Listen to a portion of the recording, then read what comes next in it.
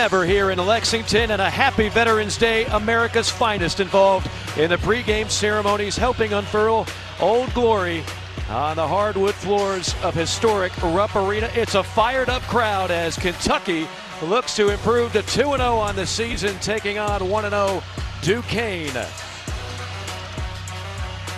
Oscar Tshiebwe missing the first game, still nursing that knee. Unlikely we will see him tonight. He is in attendance. He did warm up. They hope to have him back for the Michigan State squad and the Michigan State ball game. And we say hello and welcome. He is Mark Wise. I am Mike Morgan. It is terrific to be with you folks as we're still kind of getting into basketball mode. Right. We're still trying to figure out what this installment of Kentucky basketball looks like. Another incredible recruiting class, several returning veterans, including the reigning National Player of the Year in Oscar Tshiebwe. But Mark, he's likely out tonight. Jacob Toppin is in tonight, and he's poised for a career year. I think everybody has thought if Toppin's basketball skills could catch up to his athletic skills, he could be a special player.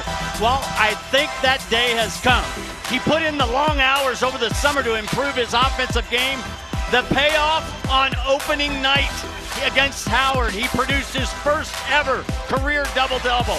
And Mike, I think if you're making any list of players that have the potential to have a breakout year, Jacob Toppin has to be on that list. A scary thought for opposing teams in the SEC and the country if that can happen, considering what is surrounding him this year. That man, John Calipari, is very happy what is surrounding him this season. They have won 20 in a row here at Rupp Arena. The last couple of years have not gone the way that John Calipari and Big Blue Nation have wanted. This year's team just feels different. This season feels different. And we'll see more of this installment of Kentucky basketball tonight. Blue Cats, Kentucky Wildcats dressed in white, and Duquesne dressed in red, and that's going to be a turnover on the opening possession. In transition, an easy bucket weaving his way is Jimmy Clark. A little miscommunication that time between Wallace and Frederick. How about Duquesne, Mike, going down the floor early? You and I saw this in shoot-around today. Duquesne's going to throw a lot at Kentucky tonight. We'll see some pressure, we'll see some zone, everything but the kitchen sink as the Dukes will try to pull off the upset. You see the starting five for the Wildcats. No Tshiebwe, no Collins. Damian Collins, of course, still with family after the death of his father. And Xavier Wheeler is expected to play off the bench. An early three from Frederick off the front iron, and here come the Dukes in transition. All the way to the basket. Top floor for the rejection is Toppin. Wow, talk about a rim protector. They'll whip it around the perimeter. Toppin slicing into the lane, high off the window, off the mark. And Kentucky chilly to start things off. I don't think either. We're going to have to worry about the shot clock too often in this game. That'll be a reach-in foul on the talented freshman, Cason Wallace.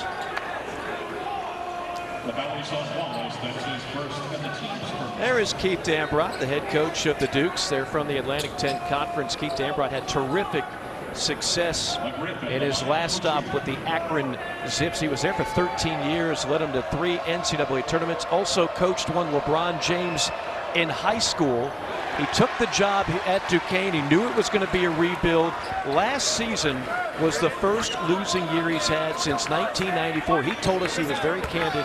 He said it was a reflection point for him whether or not to come back and rebuild it or just retire. He couldn't stay away from the game, Mark. Wanted to win, wanted to come back, build this back into a winner. And we asked him, and I asked him about what changes would you like to make, and he said we wanted an older backcourt, check. Depth in the front court, check. And more shooting and passing, and I think we're going to see some of that tonight as well. Yeah, you saw some of that pressure in the backcourt as Frederick has to burn a timeout. So the first 88 seconds have not been kind to Kentucky. Another look at the press that the Dukes put on early. This is the same press that they put on in their opener against Montana. And midway through the first half, Duquesne led Montana 14-12, but then Keith Dambrot put on this diamond and one press, completely changed the complexion of the game. They ended the half on a 31-7 run en route to that 91-63 win. Yeah, it was a blowout against a team that's expected to do good things in the Big Sky Conference. 10 new players for Duquesne. If they learn to play together, this will be that rebuilding season that Coach Dambrot and company expect. Meanwhile, for Kentucky, again, no Xavier Wheeler on the floor. And you wonder, Mark, how that affects the Wildcats facing some of this pressure. Well, again, this is the freshman Wallace at the point.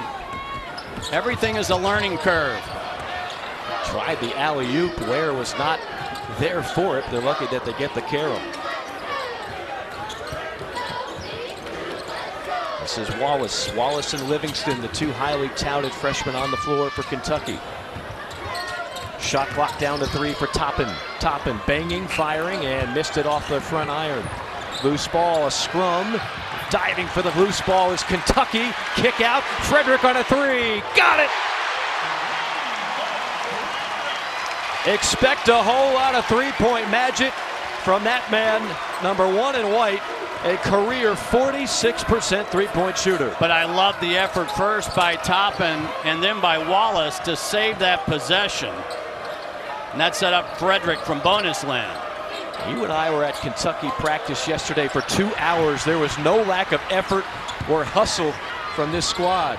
Frederick, whip pass down low, up and under and in for Cason Wallace. What did Keith Dambrot tell us at shoot around today? They cannot afford to get up in a real track meet. I think they're going to have to pick and choose when they want to run with Kentucky. 5-0 run for the Wildcats. Open 3 from the corner, front iron. And they're tearing away the rebound is the 6'6 freshman Livingston. This is a big Kentucky starting lineup when your two guards are at 6'6" and 6'4". And there's something different. You and I have done a lot of Kentucky games over the years, seen a lot of talented freshmen. You talk to people like Paul Biancardi. This freshman class just feels different. Lance Ware, the veteran, on a two-hand flush. Wallace and Livingston, and we'll see some of the others sprinkled in, but they have a chance to be special. They're so strong as backcourt players, and you got a sense of that because Wallace almost had that ball stolen.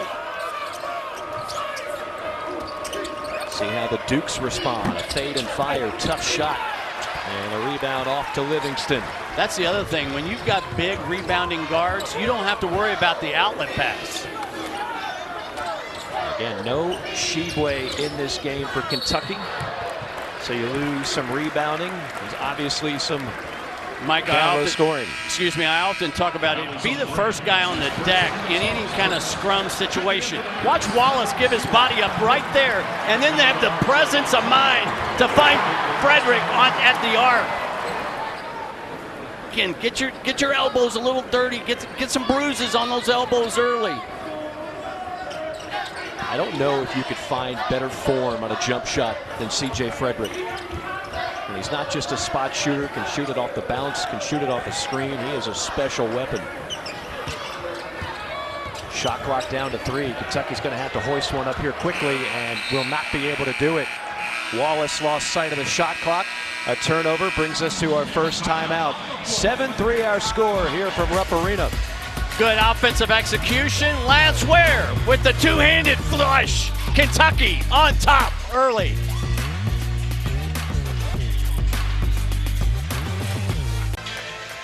Now, tonight, as we honor all who served and gave the ultimate sacrifice on Veterans Day, we pay homage to a true Lexington legend, Walter Clay Cox Jr., a World War II Army veteran, a 1948 Kentucky law graduate, former judge and retired attorney. He turned 100 years young on Wednesday. He endured the horrendous conditions from the Battle of the Bulge back in 1944, was promoted to captain in 46. And there he is, a handshake from Coach Cal. I mean, this guy, I don't care what you've accomplished in life, Mark-wise. When you read the bio of Captain Cox, you feel like you've got a lot more to accomplish in life. All I want is that head of hair when I'm that age. Yeah. My goodness, does he look great. How about this? He returned to Lexington after the war, completed law school at the University of Kentucky in 1948. I mean, the man did it all. He was a founding partner of Bell and Cox in 1954 and recently retired at the age of 99. That's when you and I are going to retire, right? Do you think he was asking Cal, are you going to play a little 1-3-1 tonight? Yeah. Might we see Wheeler tonight? Right. Trying to get some injury updates on Shigway. Absolute, offering a little bit of strategy, perhaps. I'll tell you, Coach Cal was in awfully good spirits yesterday. He gave you the typical, hey, Duquesne is dangerous. Don't even count these guys. Which they are. Which That's they correct. are. Which they are. But there just seems to be something different in the air about the love affair he has with this year's team. Yeah. Well, I think, first of all, they've got a better collection of shooters, and I think they are so physical. I mean, when you look at this lineup in terms of their physicality, pretty impressive. And remember, we haven't seen Oscar yet this year. Yeah, and of course, speaking of physical. Yeah, all he did was put together the best rebounding season in 40 years of college basketball and 28 double-doubles. We saw Kentucky work on this in practice yesterday, a little 2-1-2 three-quarter press. I think Frederick was a little too unselfish there. But Duquesne's doing a great job denying ball screens. Kentucky's really not able to get anything off the ball screen. Credit to Dukes. Wallace up top, under 10 on the shot clock. Added strip, but a reach-in foul. That'll go against Jimmy Clark, the transfer from BCU. How impressive was Wallace on opening night? He flirted with a triple-double. 15 points, 8 rebounds, 9 assists. Not bad for your Kentucky debut. And some of the best parts of his game are not even on the offense. He is a true high-end defender that'll be able to go up against some of the best in the SEC this year. Here's Frederick to Wallace. Pulls up, 15-footer, back iron. Toppin flying in for the rebound, but corralled by the Dukes.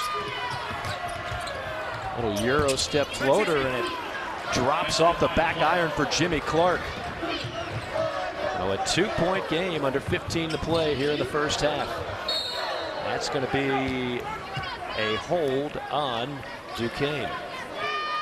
Last possession, keep your eye on 22 White. He challenges him backcourt. You're the point guard. You've got to be back. That's one of the things that Wallace will have to learn as he makes this adjustment. But as I say that, as you say that, Xavier Wheeler, the two-time assist leader in the SEC, makes his debut in this game. Again, he's been nursing a knee injury. We watched him in practice yesterday. No ill effects. Just got to get your wind back a little bit. Tough runner by Reeves, who was so good in that opener. Well, you got a nice round of applause by checking in. And you're talking about a guy who had 207 assists last season, and that's 6.9 assists per game. Was third best in Division I. Of course, all kinds of experience, a calming influence for this Kentucky team when he's on the floor. Another freshman in the game, Lugano Onyenso. And there's a triple knocked down by R.J. Gunn, the junior out of Columbia, South Carolina. Duquesne with a lead, and right on cue, there's Onyenso, and he's an interesting story. He's a 6'11 freshman who recently turned 18. He played 1 year of high school ball. He moved from Africa in January, played 3 months for a program that wound up winning the national title, Putnam Science Academy. But remember, he was playing basketball in Africa since he was 14 in the African NBA Academy, and there he is again, making some noise. If you're going to play with Xavier Wheeler, all you have to do as a big guy is keep your hands ready. And you could see Onyenso do that. Toppin on a steal, Wheeler, give and go to perfection, and a timeout called by the Dukes. Little energy from the Cats off the bench this time, with Wheeler leading the charge. So explosive, attracts defenders, finds his big, but did you see Onyenso had his hands ready? And another look, same kind of finish. And then Toppin shot the gap defensively to lead to a transition bucket for John Calipari's group. Onyenso is 6'11", 225, and runs like a deer. I mean, he's just a special type of athlete that you have to come off the bench eventually for Sheboygan. We talked about Kentucky and how much better I think they are and have the chance to be on the offensive end. But they're also really good on the defensive end with all this length and quickness. And it reminds me of an old basketball adage, to fake a pass, to make a pass. And that's what the Dukes better do, because this Kentucky team is really good at shooting the gap. Look at Ugonna Onyenso. Again, from Nigeria, played in the African NBA Academy, which has put together a lot of stars here of late, several of which have made it to the NBA. Started doing that at age 14. Goes to high school in the state of Connecticut in January. Plays 3 months. His team goes 38-0. And then he reclassifies, comes to campus and already making an impact. And even with all of that, he was ranked 27th in the top 100 that ESPN does. It is hard to teach that type of natural athleticism at that size. 5-point cushion for Kentucky. 7 minutes into the action here first half. Mike Morgan, Mark Wise. Hope everybody's enjoying their Friday night. That's a three from the corner, misses everything. But an offensive rebound. Shot clock at 1. 3 at the buzzer, knocked down.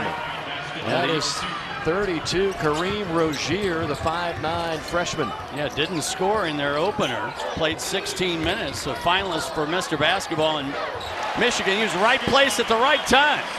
So was Onyenso. He was working on that hook shot yesterday in practice, and then even early today before shoot around, right hook, left hook.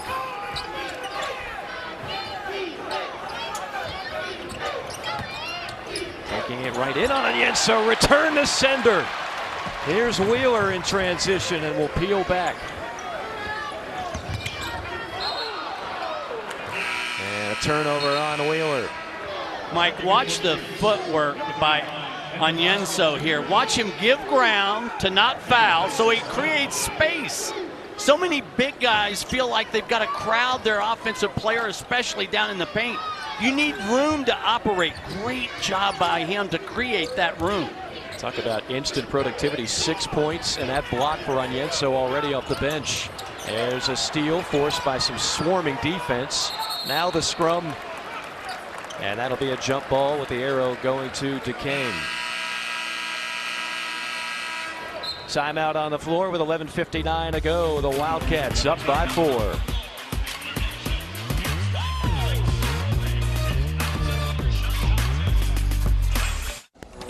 Kentucky out to an early 4-point lead here at Rupp Arena. You are looking at Michael McGuire and his family, and they have now become kind of a viral sensation ever since the blue-white game, which of course took place in Pikeville after the severe flooding in eastern Kentucky.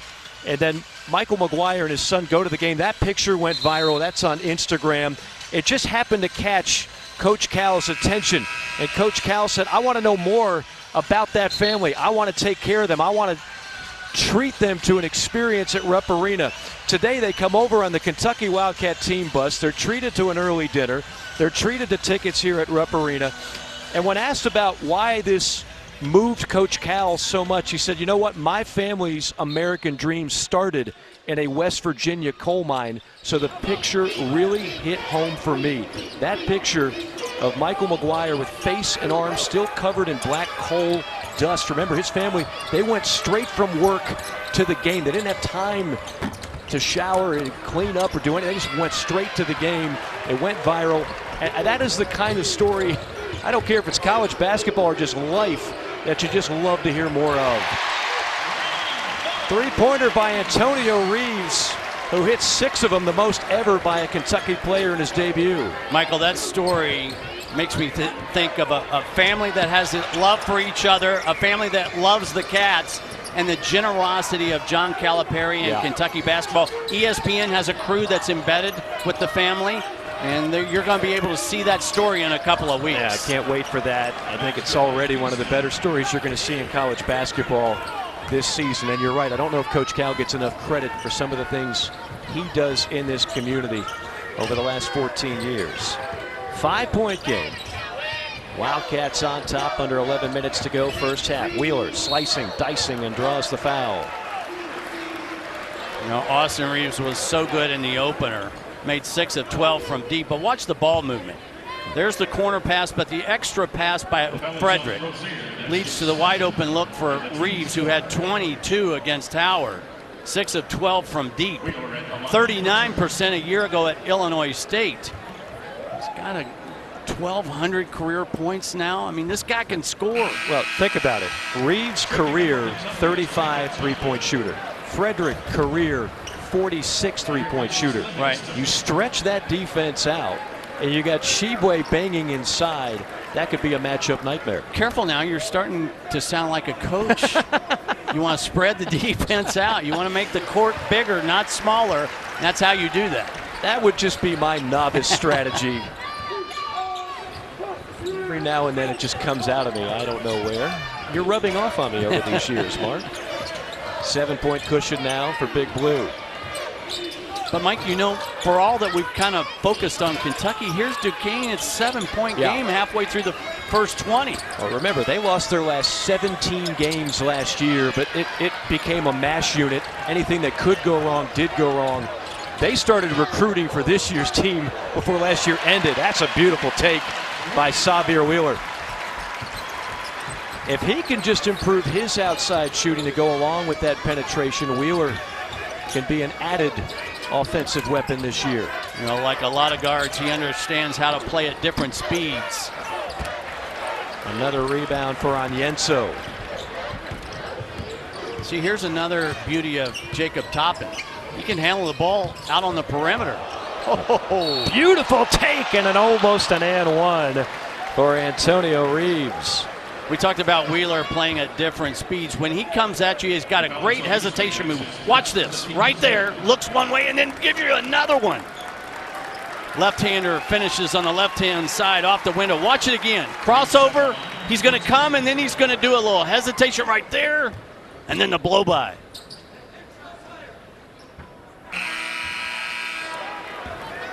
Reeves, a transfer from Illinois State, misfires on the first free throw. And some appreciation by the Kentucky bench for Xavier Wheeler's first minutes of this game as he's breaking into the season. And don't you think that's how we'll see Wheeler tonight, in small batches? Well, you brought up a great point, not only for tonight, but I think long term. Xavier Wheeler played 32 minutes a game last year because they had to play him 32 a game. Right. They don't have to do that this year. No, I'd be shocked if he averages 32 minutes a game with the talent in the backcourt. High off the window, pops out for Clark. Here comes Toppin. Beautiful passing down low on Onyenso, wheeling, dealing, and missed everything on that one. Got a little excited that time.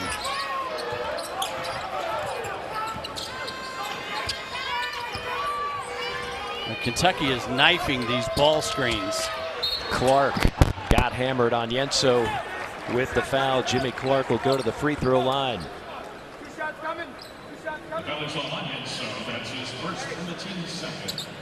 Second team foul on Kentucky with 9:21 to go. But Mike, if you're a big, that's where you want to take your fouls. Right. You want to protect your rim. You don't want to get silly fouls 30 feet from the basket or fouling on the offensive glass. Take your fouls, get your fouls, protecting your basket. Now, and year after year, Kentucky is one of the best rim protecting teams in the country. They're one of the best rebounding teams.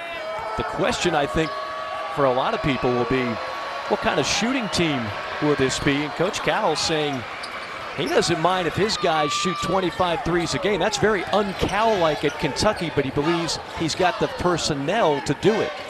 He's a little surprised Duquesne did not press after the made free throw. And Wallace turned his back to the defender. Oh, my goodness! If I am 5'8", Tevin Brewer, this is not a good business decision. Well, it's good to see Brewer back on the floor for Duquesne, who had the appendectomy in October, got an infection from it, lost some weight. But my goodness, Wallace, the athleticism, the explosiveness on the defensive end. You said lost some weight. How about 18 pounds he lost? Clark clangs a three. Out of bounds to Duquesne.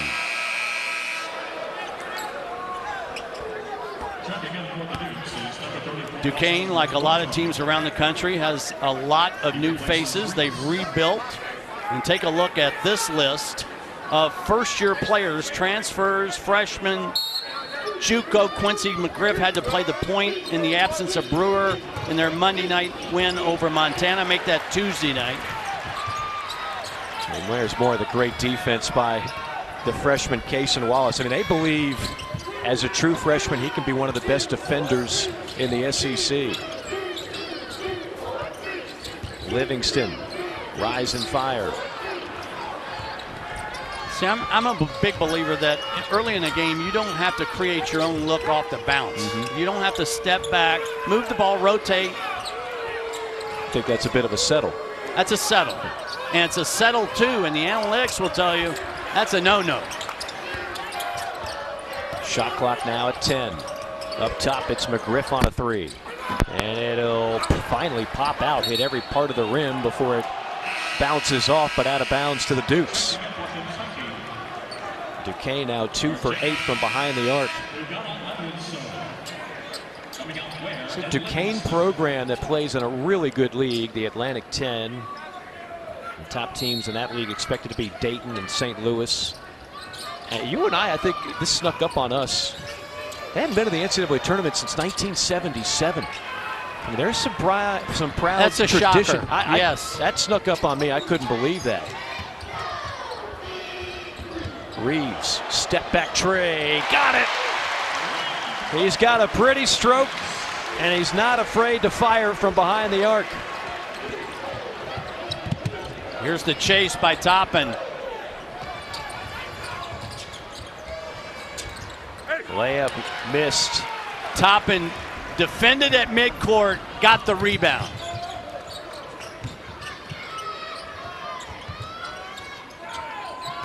Onyenso wants it down low.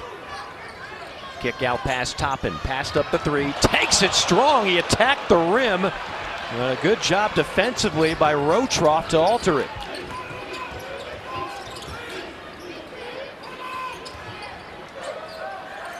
Thought about it, and then pulling the trigger is Jimmy Clark on a 3, and all of a sudden it's an 8-point game. I like Clark a lot. Good-looking player. Started his career at VCU. And a foul on the floor. That'll go against Duquesne. It'll be Kentucky basketball when we come back. 6:50 to go, first half. Wildcats up by 8. Watch the quick, quiet feet of Antonio Reeves. He's just marvelous from bonus land.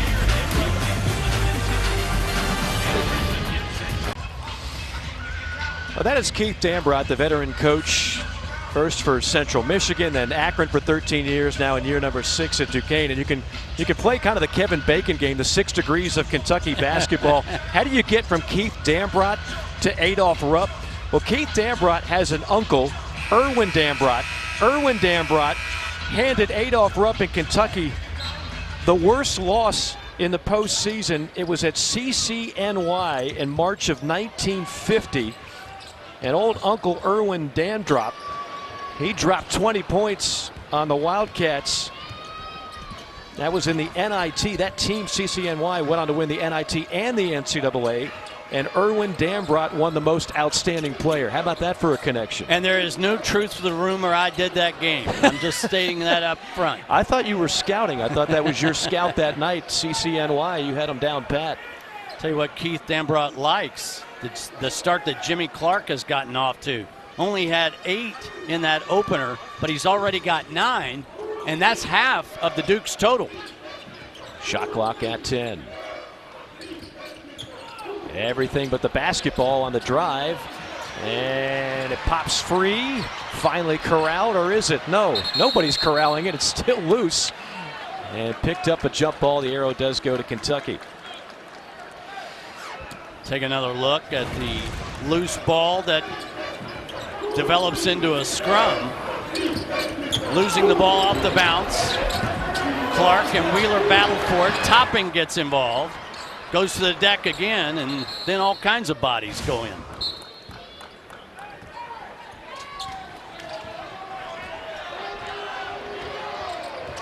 Wheeler sets up the offense. Frederick back in the game and has it up top. This is Toppin off a curl and left it short. I like that little flex cut to get Toppin a look in the paint. That's a pretty quality trip. Wow, green light. Good looking move by Clark. Offensive rebound blocked. Onyenso with another ejection, his second, and then the tightrope save by the freshman Wallace. Here comes Wheeler. Toppin on a three. He's been working on that part of his game. I just like the fact that he's aggressive offensively. He's playing with a lot of confidence.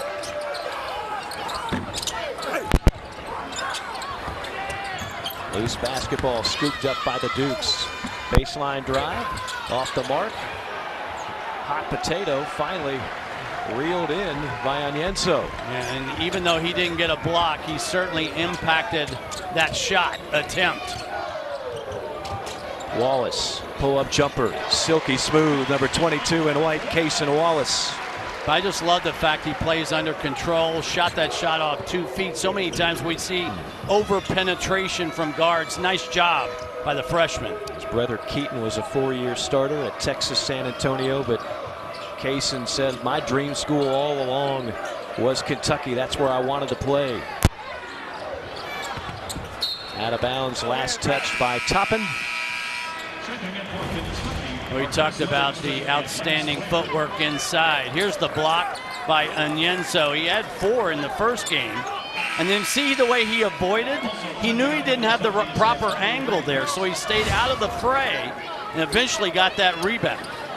And you're telling me he's just 18? I'm telling you he's just 18 years old and played 3 months of basketball in America. And that was in high school. By the way, Duquesne has gone ice cold. They've missed 12 out of the last 13 from the floor. And an offensive foul. Thursday night's college hoops doubleheader. Number 4 Kentucky hosting South Carolina State. That'll be at 7 o'clock Eastern here at Rupp Arena. And then it's Toulouse-Smith leading Mississippi State against South Dakota. That'll be in Starkville. Both games are right here on the SEC Network. Mark, you and I do a lot of SEC basketball. There's going to be a lot of new coaches and new places this year. 6 new coaches, if you count Mike White's move from Florida to Georgia. 5 brand new coaches. One of those at Mississippi State. Wheeler probing, firing. Livingston left alone and knocks down the triple. Both these freshmen, Wallace and Livingston, not just athletic, they've got range.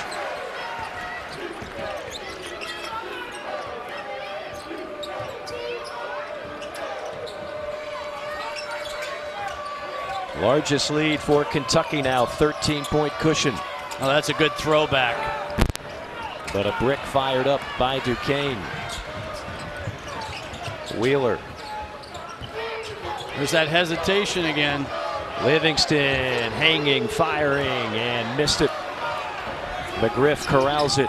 Beautiful feed, and the stuff on the other end for Jimmy Clark. Sensational pocket pass in transition by McGriff. You could see where this Duquesne squad could cause some trouble this year in the Atlantic 10. They are deep and athletic. A far cry from what they were a year ago. Here's the run and jump on the pass.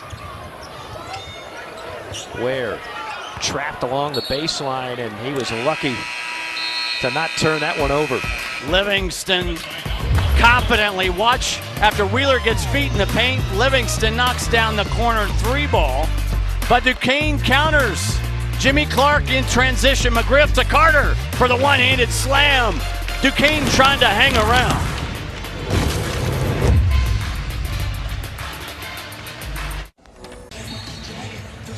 To the delight of just about everybody in this building, Peter. Peter Burns, wow. Shots fired. Wow. Peter in mid-season form already. I wonder if Peter Burns has ever guarded the Bellarmine action on offense. You know a thing or two about that coaching staff and what they do over there. Yes, I do, man. They move the ball. They don't dribble it. They pass it. It's a horrible opening night opponent. You have to do a lot of chasing defensively. Hey, speaking of Peter Burns in the studio, How great was it to see Patrick Young back in studio earlier this week? No question. Former Florida Gator player, one of the top defensive players in the league. A tragic car accident. And what is the offseason for all of us on the broadcasting side, and he is back and is going to be a force throughout the season. He couldn't ask for a more inspirational figure and just a better human being. I'm looking forward to his fine work throughout this season on the SEC Network. A 3 out of the timeout by Cason Wallace. His first triple. 7 points now for the freshman. It's game high along with Reeves of Kentucky. They've each got 7. Clark has 11 to lead all scorers. 2.5 to go here in the first half. 14-point lead for the Wildcats. Shot clock under 5. Tough shot. Rebound fought for, a battle, and another jump ball. We've had several in the first half. Sorry, Mike, that last out under for Kentucky. Sometimes you lose sight of the guy who takes it out. Wallace throws it in, gets it back. Man, that's shooting it with confidence, isn't it? I love that play. Not only does he get it back, he's got a little screen to work around to get open in the corner. But shows you the confidence they have in him to call that play. Wheeler's guilty of holding on the little wraparound screen. A screen that Tennessee runs a lot of. Kentucky will see that later in the year when they play the Vols. It's almost like the player wraps around the screener, might wrap around twice. We've seen Vescovi do that many times for Tennessee. And he'll do it more this year for Rick Barnes and company. They have a good game Sunday against Colorado in Nashville. 3 from the corner pops out. Of course, Kentucky projected to win the SEC this year. They've won 49 all-time regular season SEC championships, trying to make it 5-0. Wheeler drive and kick, and that one reaches the front row. Sometimes he goes too fast and plays off 1 foot, I should say. We're going to have a lot of time, I'm sure, in the second half to talk about the bigger picture in the SEC. But if you were to pick one team not named Kentucky that you like this year, who would it be? Tennessee right now. Okay. Great mix of old talent, young talent. A lot of production returning. I know that they lost Kennedy Chandler, but Ziegler and company with Vescovi, Josiah James, outstanding. A lot of things to like in Knoxville. A lot of things to like about the rim protection. That's Ware on the rejection. Wheeler, last second dump off. The stick back, no. And a foul, or maybe a goaltend will be called. Boy, 2 from close range for Livingston. But it's going to be... Here's the block inside on one end. I think that time Ware got that block. And on the other, Wheeler again goes a little bit too deep. But I think goaltending was the call for grabbing the net, grabbing the rim. Correct. Somebody grabbed something. Somebody grabbed something they weren't supposed to grab. 10-2 run for Kentucky.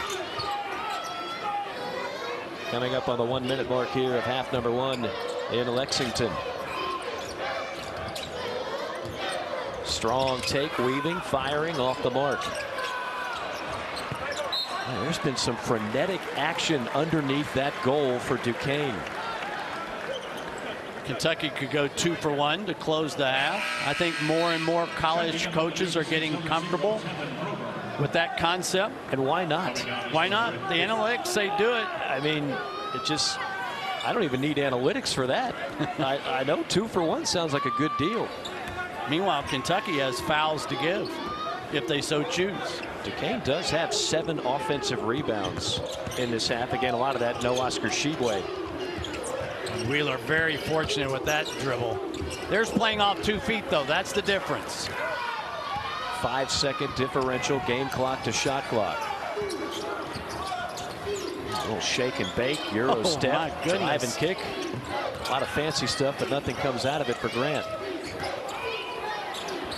But left alone, Tevin Brewer. They got Kentucky's defense in rotation, and the Cats could never catch up. Tevin Brewer, who is a scoring dynamo at FIU, also led Conference USA in assists. Wheeler, well, he just kind of glides, slow motion, but somehow it works for him. Yeah, he does have great upper body strength. He just kind of powered that way to the rim. Great way to end half number one if you're Kentucky. An impressive 16-point cushion through the first 20 minutes. Wildcats getting it done on both ends of the floor. Offense, defense. Let's send you to studio. The one and only Peter Burns is standing by. Do some of my best work at a stop at a gas station, but that's a story for another time. 16-point advantage for Kentucky here at Rupp Arena. Game number 2 of this young basketball season as we welcome you back inside. He is the coach, Mark Wise. I am Mike Morgan. Thank you for stopping by this Friday evening. And Mark, you know, I mean, 16-point lead, you'll gladly take that. But if you're Coach Cal, it goes beyond just the numbers, the stats, and the score. How is Coach Cal feeling about the first 20? I think he's going to look at this stat sheet, and the number that's going to jump out at him is the number 19. That's the number of points Kentucky got off the bench. That's 50% of their production. And certainly he's got to be pleased with the newcomers once again leading the way for this Kentucky squad. One of the hard things for freshmen to understand, you don't have to be spectacular all the time. Just be solid. Wallace with 7 points, 3 assists, 1 turnover. Livingston with 5 points, knocking down a 3-ball and 5 rebounds. Those numbers don't wow you, but guess what? Solid is good.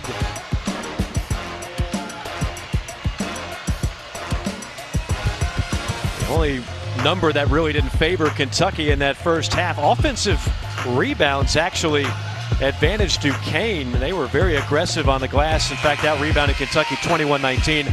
Obviously, a lot has to do with missing the nation's leading rebounder if you're Kentucky and Oscar Tshiebwe. Kentucky's got the basketball first here in the second half. We'll see what the Wildcats can put together here in the next 20 minutes.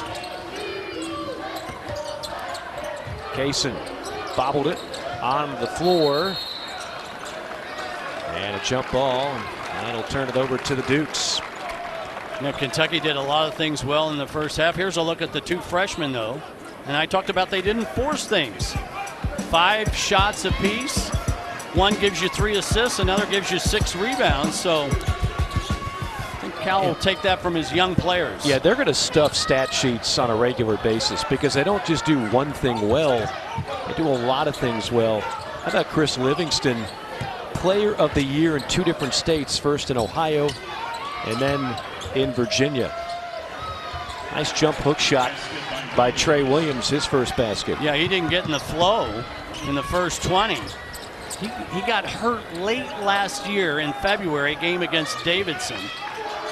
So it's good to see him back out on the floor. The former Indiana State Sycamore, the alma mater of one Larry Bird. 10 on the shot clock for Livingston. Crossover dribble. Takes it off to Frederick, who had a quiet first half. Back to Livingston on the return. 3-ball, kicks off long. And a nice job on the box out by Joe Reese. Too many dribbles that possession. Inside, Dayton with a paint touch and a bucket. Trey Williams, and a quick timeout called by Coach Cal. We'll step aside with him with 18:37 to go. Well, again, the Dukes come out of the locker room. Back-to-back baskets, both by Trey Williams, that time on the lob. Dukes make the first statement in the second half. Now to deliver a rather poignant message.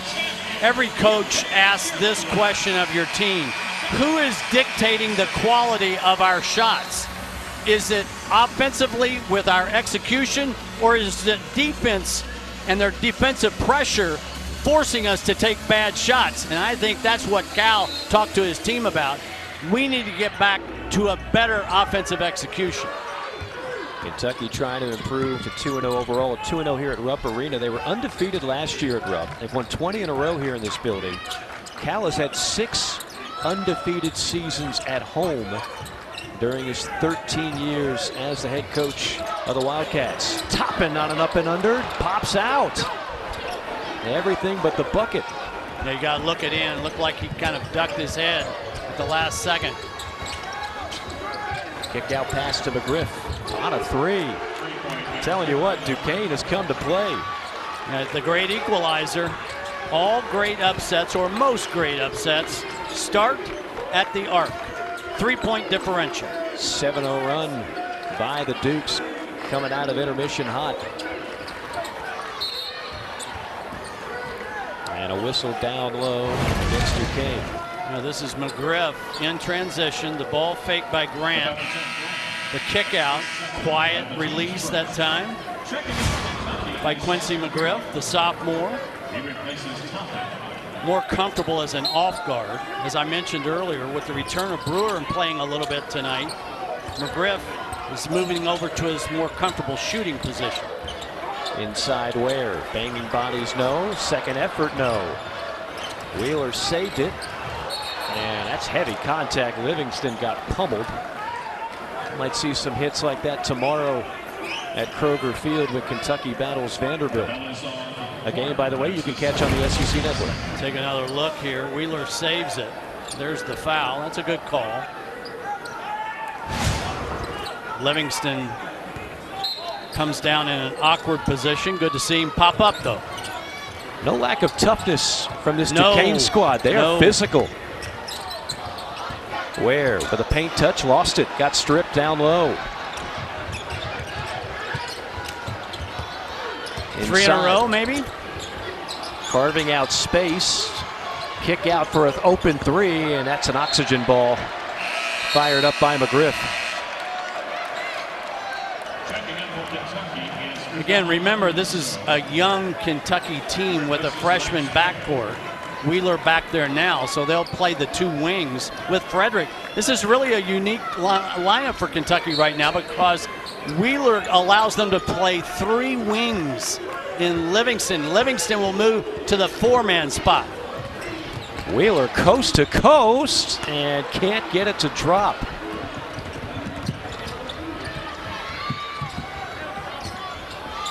Kentucky 0 for 5 now in the second half.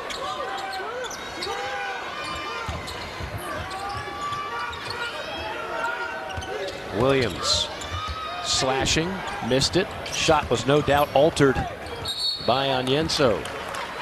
He is a presence in there. Block to block, isn't he? Take another look. Onyenso didn't block the shot, but certainly altered it. Yeah, I don't know what his wingspan is, and I don't care. He's every bit of 6'11", and you want to talk about quick twitch. I mean, he just moves so fast for a guy his height. The Dukes have really applied a lot of half-court man-to-man pressure to start the second 20.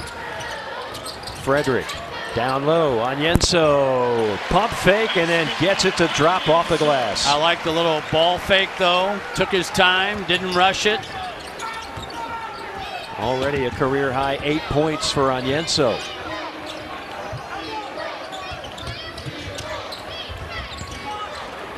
Second effort. How about another block? That's the third for Onyenso. And then a reach-in foul on Duquesne. Boy, I'm telling you what, if you're going to drive into the paint, block to block, you better know where 33 and White is. Watch as he's the help defender. I think he blocked the first shot and then got all of that one. The attempt by Rotroff.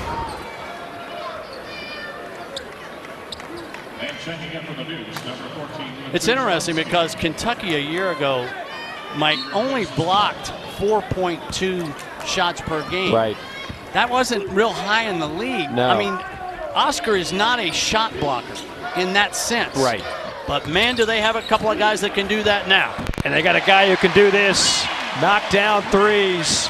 A quiet first half for Frederick. That's his second triple of the game. Almost got a steal. C.J. Frederick, who went 595 days between games. A transfer from Iowa and then missed last year with a hamstring injury. Good move, the ball ahead. Nice play by Frederick. Entry pass on Onyenso. But don't stand out there with Wallace. If you're going to throw it inside, cut. Do a blast cut. C.J. Frederick At Iowa, 46% for his career from bonus land. You cannot leave him open. He'll make you pay.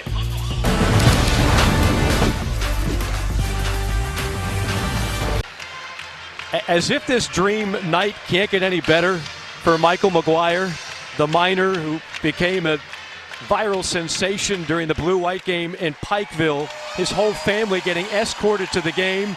He gets dinner on the house courtesy of the Kentucky basketball program and comes out at midcourt to a standing ovation from this Kentucky Wildcat crowd. I mean, there are dreams, and then there are things that just surpass your wildest dreams. That is tonight for Michael McGuire and his family. I have goosebumps just watching that.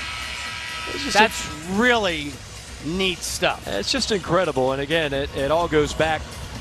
Some things just strike a nerve with certain people, and when Coach Cal saw him, he wanted to get him identified. He wanted to find out more. He wanted to do something for Michael McGuire and his family.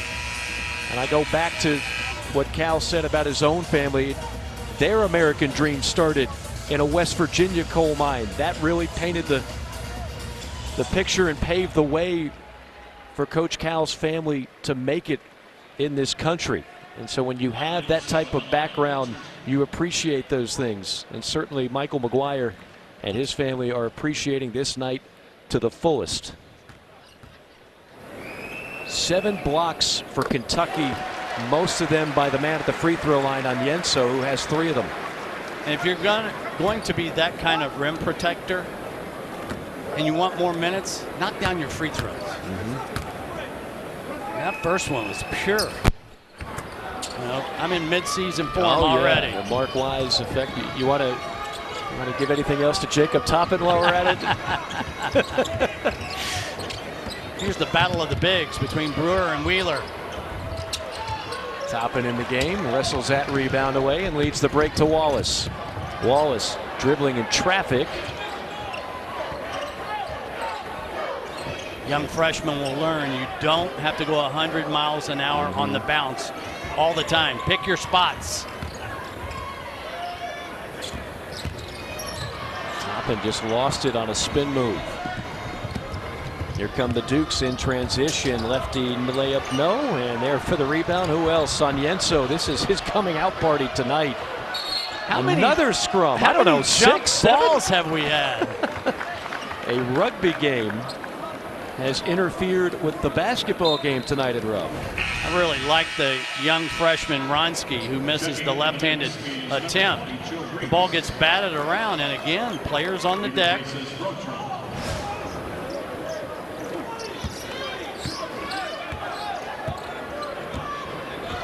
Here we are. It's still a 15-point game. At times it looked like Kentucky would pull away. How about this? A little zone. A little matchup 3-2, I think.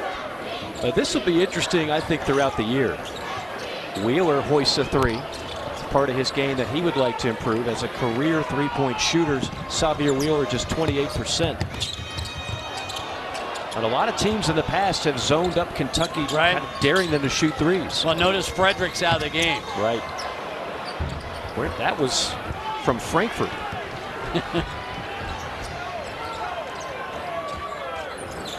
Wheeler probes the baseline, leaves it off to Wallace, back to Xavier. Kick out pass, open 3, Toppin. Yeah, he's just off offensively tonight. 1 for 8 now for Toppin. And then a 3 on the other end, nothing but the bottom of the net. See, that's Wronski. Excuse me, Mike. That's a potential 6-point swing. The 3 that Kentucky missed, the 3 that the Dukes made.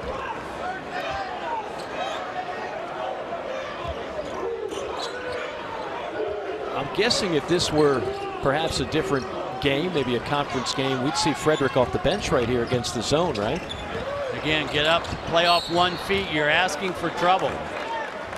Wheeler has got to play off 2 feet. That ball should have been intercepted, and that leads to a foul by Kentucky. Livingston will check into the game. Toppin goes out, so both star freshmen Wallace and Livingston out on the floor right now for the Wildcats, and then add Yenso. You've got 3 freshmen on the floor. And Duquesne continues to be the hang-around team.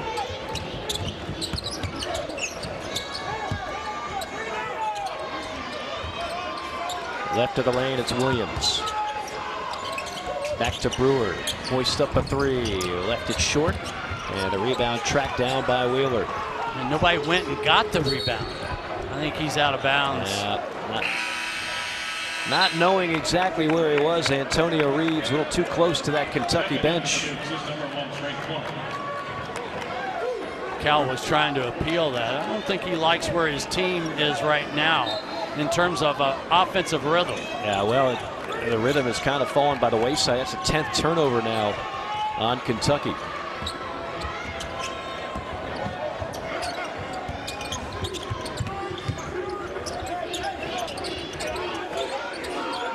Williams backing in on Livingston, draws a double from Wheeler. Clark lost it. Off and running is Reeves, and Reeves full throttle draws the foul. How did he even get the ball up? He put it in high gear looking for contact. And he'll get 2 free throws out of the deal with 12:08 to go. Antonio Reeves, a transfer from Illinois State by way of Chicago, Illinois.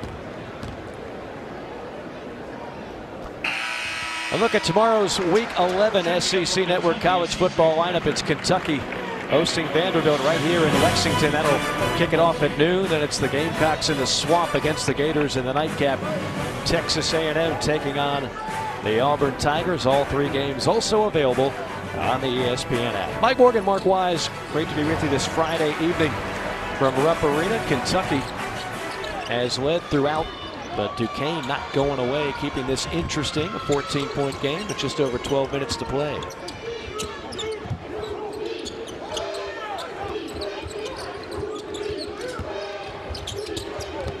Beautiful take, but a little bit short. Livingston top floor on the rebound.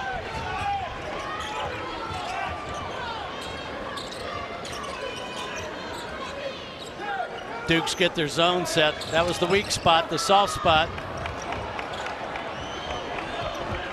Livingston comes up empty. Kentucky has not been in rhythm for a while now offensively.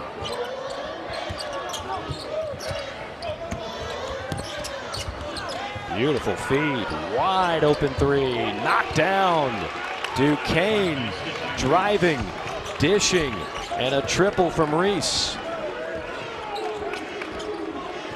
It's that tough wraparound that Kentucky is trying to chase. That messes up the rotation defensively on the weak side. This zone has got Kentucky discombobulated on offense. And another situation with a player stepping out of bounds, this time Livingston. Duquesne, good execution, attracts way too many defenders. Joe Reese knocks down the 3 ball. Dukes hanging around. A little bit of sloppy play overall for Kentucky in the second half. 2 for 11, 6 turnovers. They've really been led by the freshmen tonight. Again, no Oscar Shibwe, Damian Collins out. And Xavier Wheeler did not start this game, although he has played. But look at that. Wallace, Livingston, Onyenso, 21 of Kentucky's 46 points so far. Kentucky is just 2 for 11 here in the second frame. 1 of 4 from deep with 6 turnovers. That's a third of your possessions here in the second half have come in turnovers. So ball security, part of the Kentucky timeout, I'm sure. Toppin back on the floor, as is C.J. Frederick, a zone buster if there ever was one. See if Duquesne stays in it when they're back on defense. An 11-point game, under 11 minutes to play in Lexington. Well, that was a play for Wronski out of the timeout.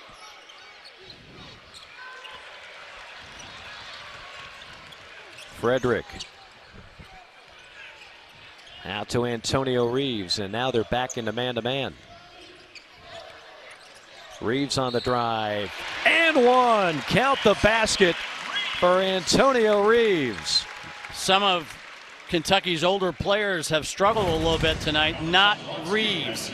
Off the bounce. takes the contact by Wronski, finishes, watch his head.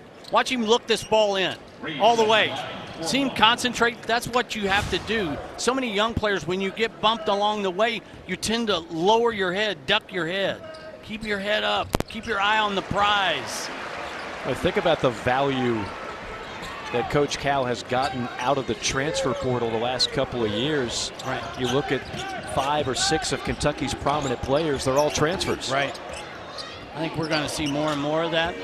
We're not going to talk about player development anymore being year to year. Right. It's going to be from August to March.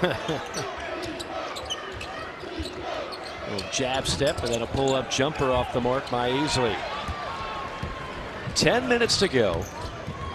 Wildcats have led throughout, up at one point by 16.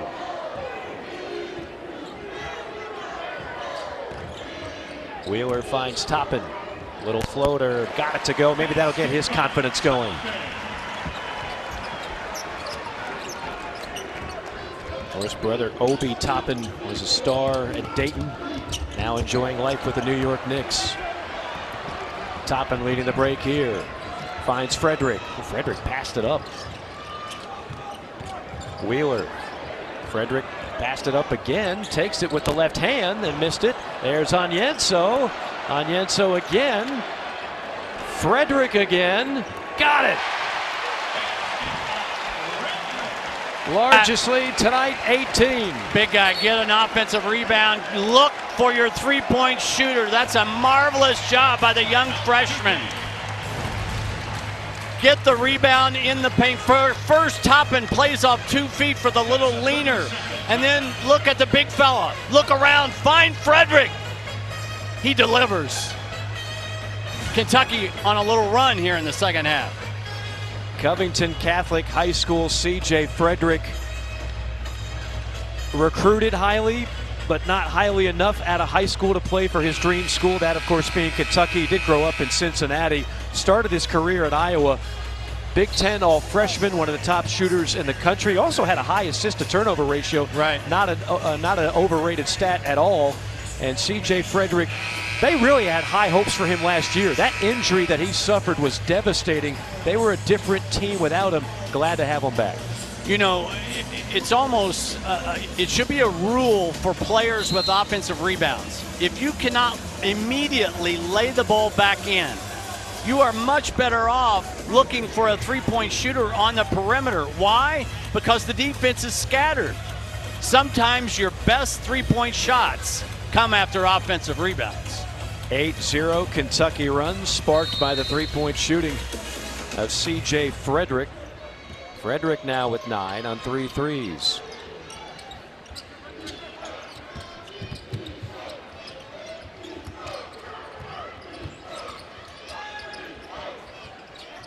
Clark has it up top, 12 to shoot.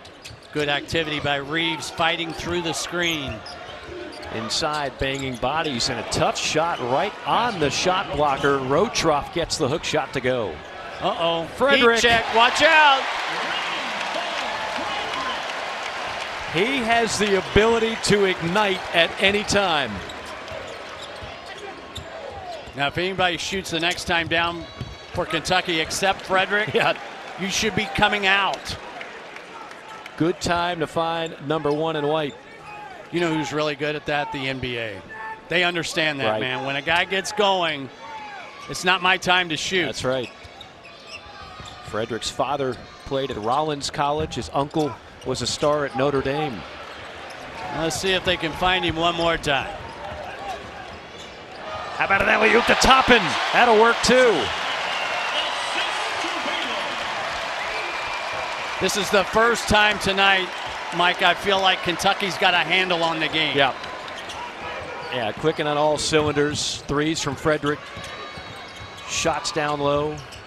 And another strong take by Mr. Rotroff. He missed the final 16 games last year, and the Dukes lost all 16 of them. Toppin on a runner. Toppin gets it back. Blocked again. And then a turnover. There's a lot of stats in that sequence for Toppin. Not all good. not many of them good. Not the way you want to stuff a stat sheet. Step back three. And Wheeler, smallest guy on the floor, corrals it. Numbers. Reeves, three. Left it short. Onyenso with another offensive rebound. That's rebounding out of your area code. He's flirting with a double-double. 9 points, 10 rebounds for the freshman. Shot clock down to 5. Wheeler dissects and fires. I think Cal wanted Wheeler to drive there. Don't settle. Grant on a blow-by and draws a whistle with 6:51 to go. Well, Kentucky has got it rolling here at home in Rupp. And it's been a different guy different times. First, Frederick lights up with this three ball. Toppin on the alley-oop with the two-handed schwack'ems. And then finally, it's the McGuire family doing the Y at Rupp.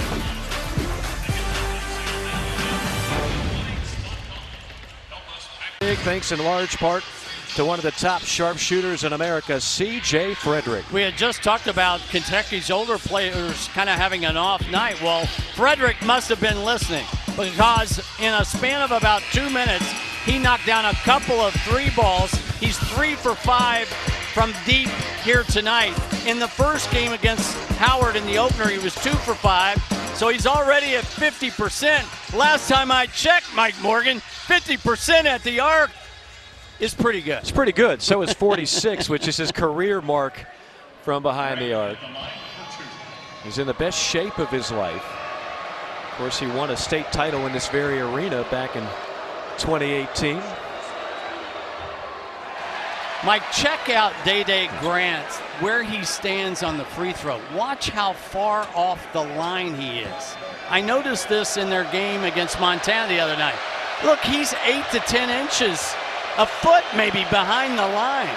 So it's a 16-foot free throw. Yes, but he was perfect the other night in the opener. He made 3 of 3 free throws, 1 of 2 there. So here's the press. And here's the turnover, a walk on Wallace. Kentucky's players got caught sleeping because Wallace was on an island. Everybody had already gone down the floor. Nice move by Keith Dambrot to throw that on. 13th turnover on the Wildcats. See, Day Grant had that perfect game essentially that he was able to put together in the first game. There's a stick back. Rotroff has been active. Leading the pack on the other end is Reeves, and knocked out of bounds by Duquesne. Quick hands from Tevin Brewer. That was good catch-up speed by Brewer because I thought Reeves was open on the fly pattern. Brewer hospitalized for over a week with appendicitis, lost 18 pounds. They're just trying to work him back in the lineup. See what I did there, the fly pattern. I did that for you. Thank you. Football action, I appreciate that. Get the best of both worlds in November. A great time of year to be a sports fan. Yeah. The crossover month. We love the crossover. Mark Stoops and company will try to pick up a much-needed win on the gridiron tomorrow against Vanderbilt. I think one of the things that Kentucky's players will learn because they're new faces, you get everybody's best shot every night. Cal knows it. He tries to preach it to his team. And here's the thing that Kentucky fans need to understand. You don't make up for the St. Peter's loss now. Right. You're not in the NCAA tournament. It's not March. You have to go back to the ground floor and build your team again. So enjoy the journey. Enjoy the journey. That's my point. That's all you can do.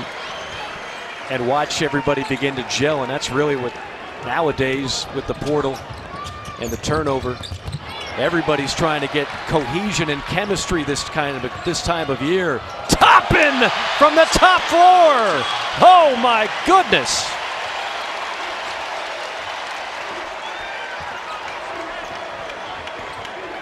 Eight points for Toppin. None more electric than those two. That all started because Ware had really quick hands for a big guy. Oh, here we go again. Reeves almost forced another turnover. Watch the quick hands of Lance Ware. Right here on the crossover, he knocks the ball loose, That starts the run out. And on the other end, Toppin trailing. Two-handed slam. Now this is a big year for Jacob Toppin, the senior, Brooklyn, New York, transfer from Rhode Island, proving to the scouts at the next level that he can do it all. You know when you really know a player has got great upside? When they don't play real well? Like Toppin, you would think, has struggled tonight, right? Well, he's sitting here with 8 and 7. Right. On a bad night. On a bad night.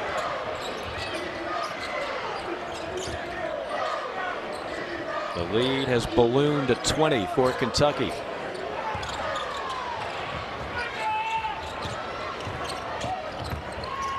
See, too many dribbles. Everybody wants to catch and dribble. That's a blow-by dribble and almost a thunderous slam by Antonio Reeves. Mismatch, both inside and out. Double team kick out pass. Oh, beautiful dime dropped off by Tevin Brewer. How about the little left-handed shovel pass by Brewer? That was pretty. Here's Duquesne. They just keep fighting.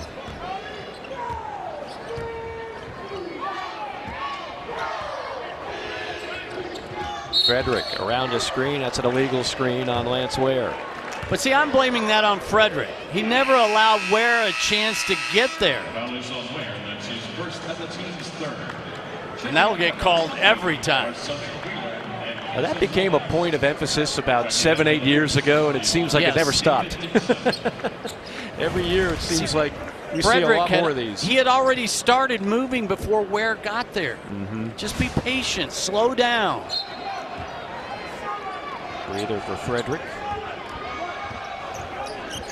I think Wheeler has played more here in the second half than I thought we might have seen him. I think this is a get in shape and get ready to go for some big games coming up. Starting Tuesday. That's right. 3 in traffic, and it'll be Kentucky basketball.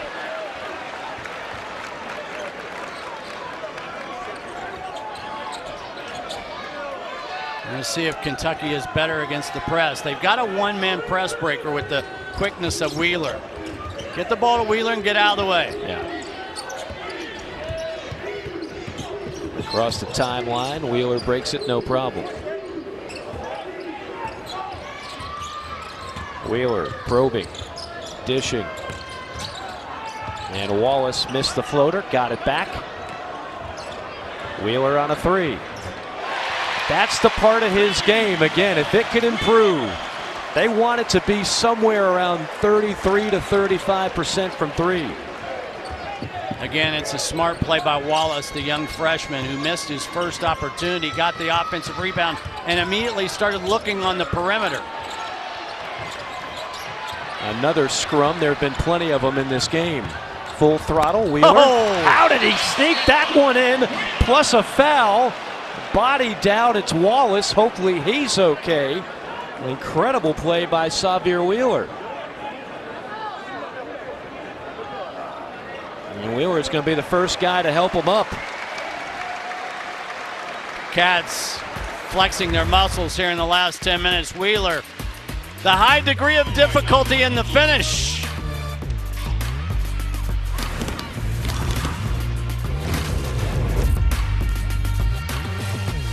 Let's get some mayhem. Check out the mayhem moment brought to you by Allstate. What are we looking at, Mark? Well, one of our 23 scrums tonight was this one.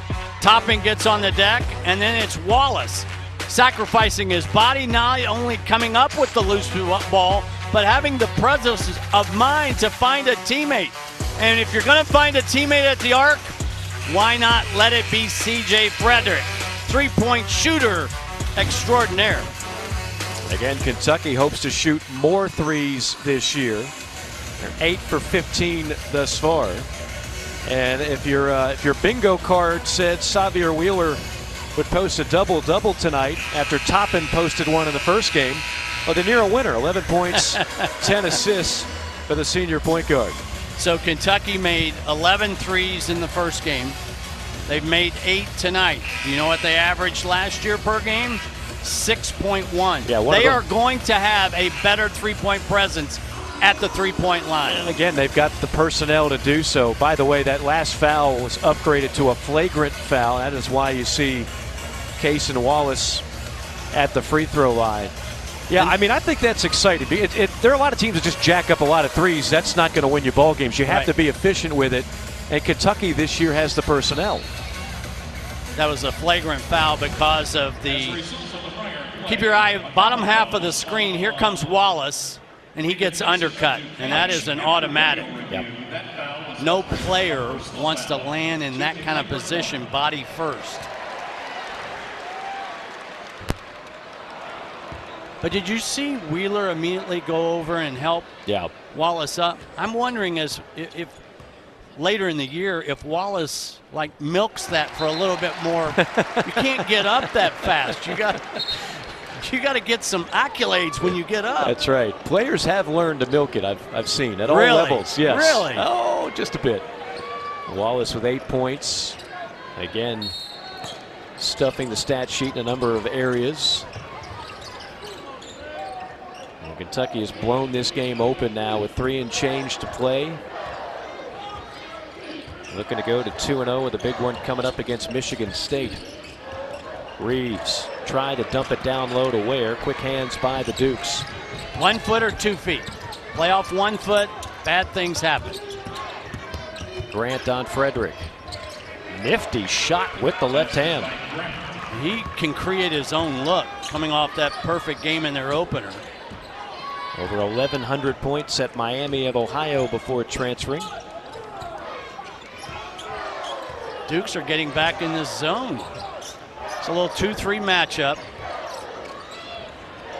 There's another zone buster right there. He had 6 threes in the first game, and Reeves has 3 so far tonight. He and Frederick are just a lethal 1-2 from deep. Nice action. And a foul called on Ware, going for the block. Gunn was ready to drop the hammer. I mentioned that upcoming big one. Of course, Kentucky always involved in some high-level out-of-conference tilts early. Michigan State, that'll be Tuesday night on ESPN. Then it'll be South Carolina State from the MEAC. And then at Gonzaga on November the 20th. I would be, we have no inside information, but just watching Oscar yesterday in practice, I'd be surprised if he wasn't available in that game. We'll see. He's better practiced, though, first. Yes. I want to circle this game at Gonzaga because the game is in Spokane, but a lot of people are saying it's not a road game because they're not playing in the kennel. If you go to Spokane and play the Zags, it's a road game. Yes. Period.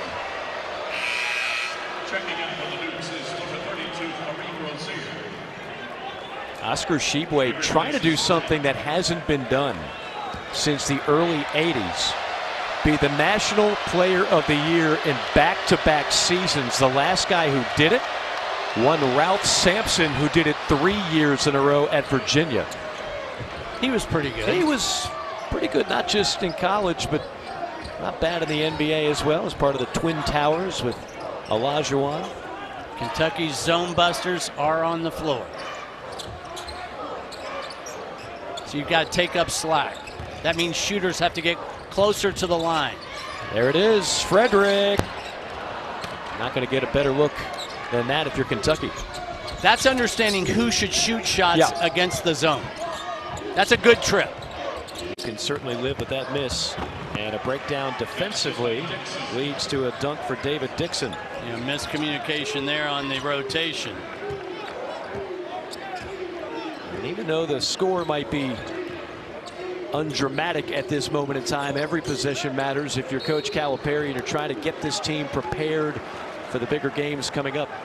And Mike, you don't want to give Cal video material. That's right. Because he'll play it over and over. Yeah, that family is having the time of their lives, the McGuire family. I mean, you want to talk about red carpet treatment now. Yeah. You get on well-deserved Kentucky bus. You go to a local steakhouse for a great meal. You get great tickets. You get to go to midcourt. You get a standing ovation. I mean, my goodness, you can't buy a package like that. I mentioned this in the first half. This story is about a family's love of Kentucky basketball and the generosity of Cal and Kentucky basketball. No question. 22-point ball game. Final 75 seconds. Trey for R.J. Gunn. Again, step slow defensively on the rotation. More video material tomorrow for Cal. I haven't talked much about Damian Collins. I hope to have him back as well. Severe Wheeler has looked healthy, and that man continues to look like a heck of a shooter. Antonio Reeves with his 4th triple of the night. Mike, I know it's a low release point, but it's so quick, and he's so big and tall, he can get away with it. Right. Final 35 seconds of the night. Here before some 20,000 fans at Rupp Arena.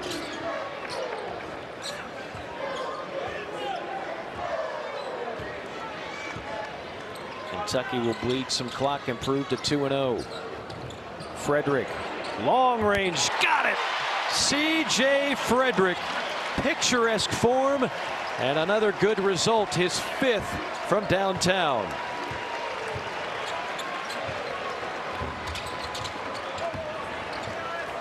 And Kentucky will celebrate a 77-52 win over the Dukes of Duquesne. Coach Dambrot, Coach Calipari, 2 longtime veterans with appreciation for one another. The Wildcats 2-0 on the season with contributions all over the place, including Reeves with 18, Frederick with 14. And not to be outdone, Onyenso was terrific, particularly early on for this Kentucky squad. Hope to hear from Coach Cal later on, but first we send it to SEC Now. Our main man standing by, the one and only Peter Burns. So long from Rupp Arena. Wildcats win it big, 77-52, your final score.